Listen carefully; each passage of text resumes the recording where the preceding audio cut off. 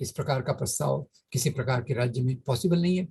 हिंदुओं की भी बात लीजिए, India Hindu majority, Nepal Hindu majority, पर एक राष्ट्र था क्या? एक राष्ट्र बन सकता है?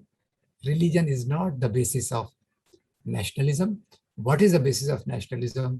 Is the common land mass and the culture and the ideology which develops with interaction of people. India में जो रिच इंटरेक्शन हुआ उसमें आप देखिए, मैं केवल एक दो उदाहरण आपको देता हूँ मेरे दिमाग में जो आता है।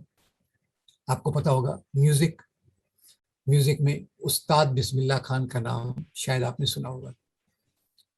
उन्होंने शहनाई वादन में बहुत काम किया।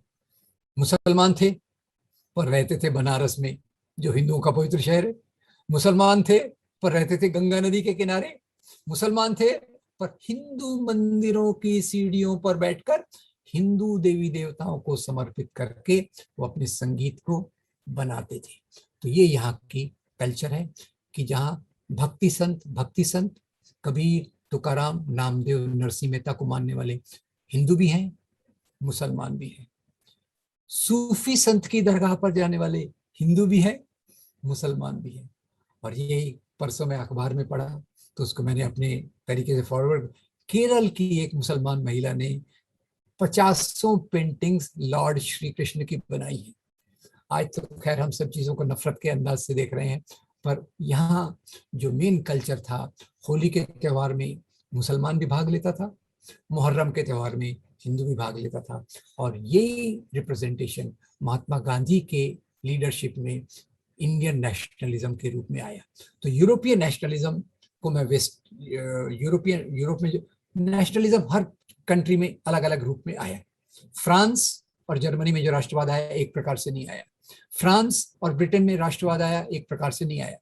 आज भी इंग्लैंड में डेमोक्रेसी सबसे ज्यादा है, पर फॉर्मली सब चीजें रानी के नाम पे की जाती है। It is a kingdom in that formal sense, but informally that is probably the best democracy in the world. Sorry for I am trying to overshoot my point. पर ये जो आज हम बात कर रहे हैं राष्ट्रवाद की, उसमें यहाँ देखना चाहिए कि जब धर्म के लोग राष्ट्रवाद में आ जाते हैं तो अब जैसे देखिए एक तीसरी चीज आई है जो लास्ट पॉइंट है मेरा, कि जब धर्म के नाम पे राष्ट्रवाद आता है तो उसकी डिग्री बदल सकती है।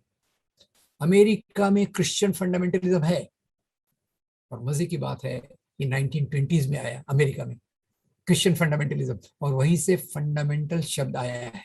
क्यों आया भाई?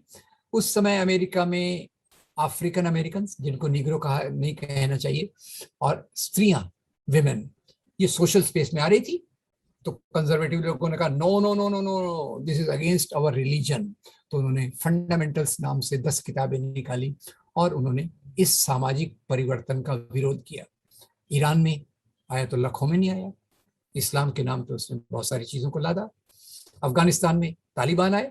Taliban is the ultimate limit of inhumanity and the worst things which are possible. वैसे ही बुद्ध धर्म के नाम पे म्यांमार में, श्रीलंका में इसी प्रकार की पॉलिसीज आ रही हैं।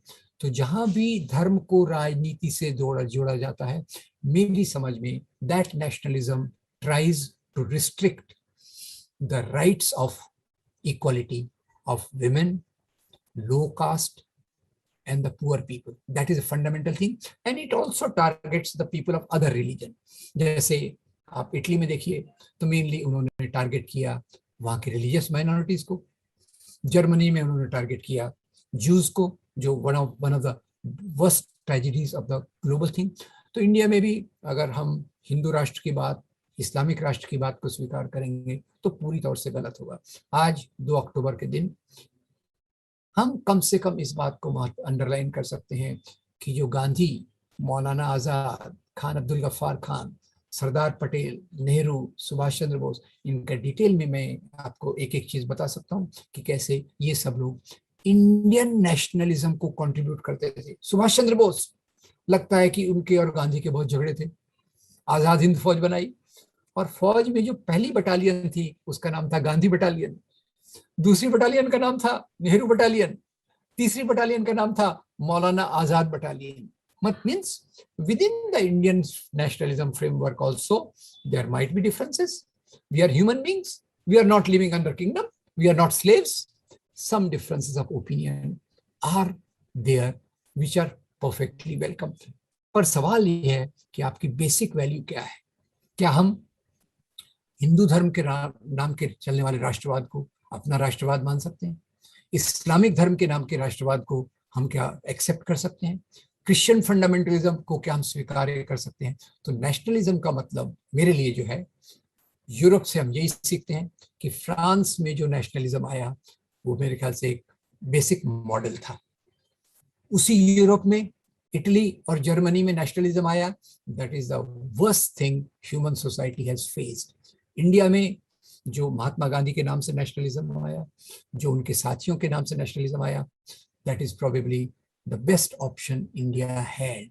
उसने इसीलिए गांधी ने शुरू में तो अंबेडकर और उनके मतभेद थे, आखिर तक थे, पर question is they were on the same page as far as the nationalism is concerned.